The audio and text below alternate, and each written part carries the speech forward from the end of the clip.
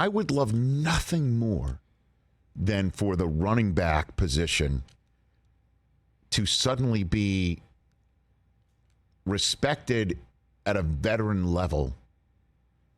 I would love nothing more than the longevity that we're seeing at the quarterback position that Brady and maybe hopefully Rodgers will show, that somehow, some way, running backs can start to get a third and fourth contract, that if there's a 33-year-old running back out there that's running like a deer. That would be, and I know that's the look you're giving me right now is like this is more than just a football philosophy. This is Mother Nature we're talking about now. Father time. Adrian Peterson is 38 and says he's not retired, but nobody's bringing him in for a workout. He's an anomaly anyway, though. But it's to me that, it's the Eckler situation. Yeah, that makes no sense. Well, I mean, he got incentives thrown in his contract, which I'm glad they did do that. Just, hey, we're not going to give you a new deal. We're not going to give you a long-term deal, but we're going to give you a little something that if you do what you've done again, you'll make a little extra cash.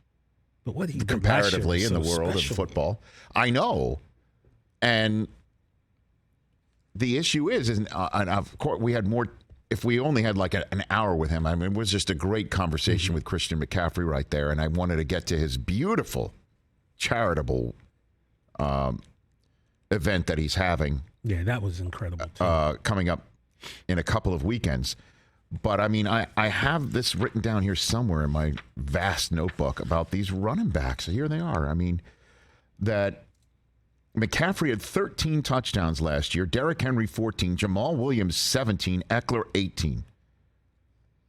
And Williams they let the Lions let Williams walk, and Eckler needed to sort of stamp his feet and hold his breath to get $1.5 million to $2 million in incentives. Yeah, 1.75. And I have Isaiah Pacheco's numbers written down here because he's the 7th round draft choice that the Chiefs put into their lineup more regularly as the season progressed, along with Jerick McKinnon. And that was the running back tandem of Pacheco pounding you and McKinnon being a red zone out of the backfield threat. He had 830 rushing yards, and they won the Super Bowl, and this kid scored in that Super Bowl. And that's the point, is that you can draft somebody, one of these kids in the draft this year. 5th, 6th, 7th round can do what Pacheco did, and you pay him what the Niners are paying Purdy. And you get that this year, then you draft another one, you draft another one, or you're like the Giants, where you got to pay somebody like Saquon Barkley all that money. But comparing, that's what McCaffrey's saying, all that money. Compare it to a wide receiver. Wide receivers making more than that. And the running backs touch the ball more than the wide receiver. The wide receiver is dependent on the quarterback finding him in a route. Defense can take that away. Running backs are standing right next to the quarterback. Not a running back game. But McCaffrey's showing you it is. Henry's showing you it is. Saquon's showing you it is. The Giants do not do what they did. I understand that the Giants made the playoffs, won a playoff game, and their coach wins Coach of the Year. And Daniel Jones makes $40 million a year now. None of that happens without Saquon Barkley. None of it. None of it. Including Daniel Jones making $40 million. The reason why he didn't get franchise tagged, Daniel Jones, and he's now playing on a tag at much less than what he's making, is because Saquon was sitting out there and they couldn't lose him.